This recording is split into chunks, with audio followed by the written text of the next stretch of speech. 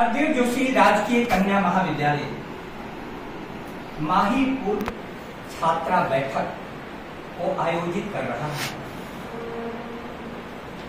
किसी भी शिक्षा संस्थान में एलुमनी एसोसिएशन का क्या महत्व है, आप इससे जान सकते हैं कि बांसवाड़ा की सबसे प्रतिष्ठित विदुषी डॉक्टर आशा मेहता मैम, जो इस महाविद्यालय में पूर्व में हिंदी की विभागाध्यक्षा थी, 2 घंटे से इस मीटिंग के लिए इंतजार कर रही थी।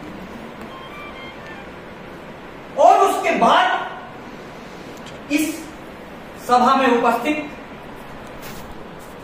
डॉक्टर सरला पंड्या मैडम, प्राचार्य जी, doctor Shipra Rathore ma'am, doctor Pramod Vaishnav sir और सचिव की भूमिका निभा रहे ओम प्रकाश सचदेवा सर, भूपेंद्र कंवर सर और आदरणीय सर एवं पूर्व छात्राएं, मैं एक उदाहरण देना चाहता हूं कि इसका महत्व क्या है।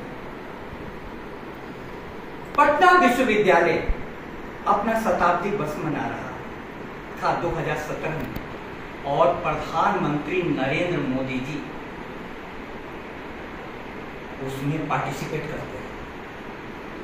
उस शताब्दी वर्ष समारोह में मैं उपस्थित तो नहीं हो सका, लेकिन मीडिया ने जितना कवरेज दिया और जैसे जैसे डिग्निटरीज उस मीटिंग में उपस्थित हुए, उनका नाम सुनकर और उनके बारे में जानकर कि मैं इस विश्वविद्यालय का छात्र हूं, मुझे आज भी गौरव की अनुभूति होती है। वे सारे आमंत्रित डिग्निटरीज थे, उसमें से कुछ का नाम मैं लेना चाहूंगा। भारत सरकार के पूर्व वित्त मंत्री, पूर्व IAS अधिकारी और राष्ट्रपति पद के उम्मीदवार डॉक्टर यशवंत सिन्हा जी, कला क्षेत्र से शत्रुघ्न सिन्हा जी, राजनीतिक क्षेत्र से नीतीश कुमार जी, और भी कई नाम। और यदि IAS, IPS और वैज्ञानिकों के नाम गिनाऊं तो वो लिस्ट खत्म ही नहीं होने को। अब जब पता चलता है कि किसी भी संस्थान के परिवेश से इस प्रकार की प्रतिभाएं निकलकर इतनी ऊंचाई पर पहुंची हैं, तो पूरे परिवेश चार्ज हो जाता है।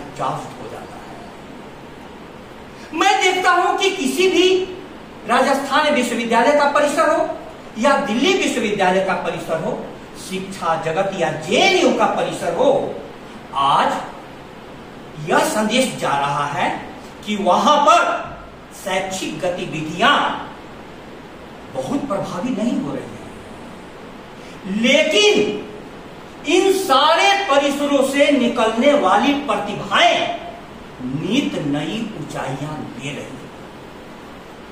मैं सोचता हूं कि आखिर क्या बात है, कैसे यह हो रहा है।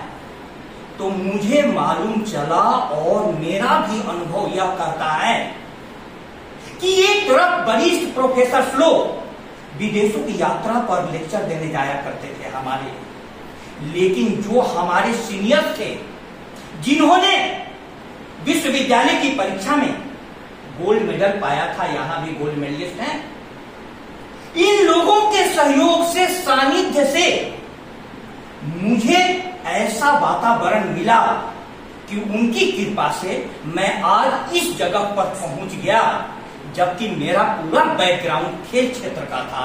मैं प्रोफेशनल स्पोर्ट्स पर्सन था, लेकिन पढ़ने वालों के वातावरण के कारण मैं इस जगह पर पहुंच गया। होता था क्या कि प्रोफेसर के साथ हम लोग उतना खुल नहीं पाते हैं, लेकिन सीनियर्स के साथ हम लोग मित्रवत व्यवहार पर आ जाते हैं। They become our friend, philosopher and guide at a time. इसलिए आप सभी से मैं कहना चाहता हूं कि यहाँ की जो भी स्थितियां हैं, आप सभी भली भांति परिचित हैं, लेकिन इस परिचित के बीच हम लोग जितने प्रतिकूल परिस्थितियों में प्रतिभाओं को तराशने में लगे हुए हैं, उन प्रतिभाओं को ऊंचाइयां देने में आपकी भूमिका हम सभी प्रोफेसरों के समान ही प्रभावी हो सकती है, समान प्रभावी हो सकती है, क्योंकि आपने किसी ऊंचाई को हासिल किया है और उस ऊंचाई को हासिल करने में आपको समाज के और इस विश्वविद्यालय के जिन प्रोफेसरों का योगदान है, समाज के जिन लोगों का योगदान है, उन सबके साथ आपका जुड़ाव हो चुका है। अतः इस अवसर पर मैं कहना चाहूंगा कि आप अपनी भूमिका, मनुष्य की सबसे बड़ी जो पीड़ा यह है कि वह जिंदगी भर जिस चीज की तैयारी करता है और जिस ऊंचाई पर पहुंचता है, उसके बाद उसको बिना लुटाए हुए वो चैन से रह ही नहीं सकता है। सबसे बड़ी पीड़ा है। इसीलिए हमारी संस्कृति ने कई प्रकार के ऋण बनाए हैं कि हमारे ऊपर ऋण है, देव ऋण, पितृ ऋण, लेकिन सबसे बड़ा ऋण है ऋषि ऋण। ऋषि ऋण, उस ऋण से आप तभी मुक्त होंगे जिस संस्थान ने, जिन लोगों ने आपको उस जगह तक पहुंचाया है, उन के ऋण को चुकाने के लिए आपके पास एक ही उपाय है कि अगली पीढ़ी में जाकर बांट दें और आपको भी इतना चैन मिलेगा। फाइनेंशियल हेल्प एक दूसरा पहलू है, मैं उसको इनकार नहीं करता। लोग जीवन भर की कमाई अपने पढ़े हुए संस्थानों को दे रहे हैं, लेकिन सबसे बड़ा अन्नदानम महादानम विद्यादानम महतरम अनेन क्षणिका तृप्ति यावत जीवम तु विद्या।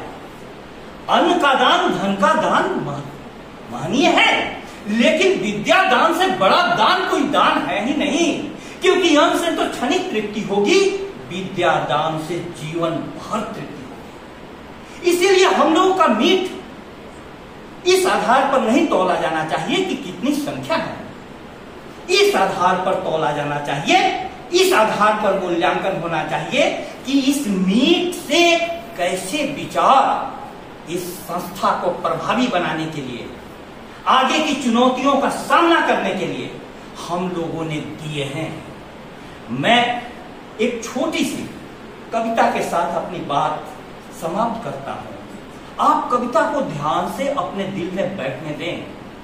अगर है शौक मिलने का तो हरदम लौ जलाता जा, जलाकर खुद नुमाई को भसंतन पर लगाता जा।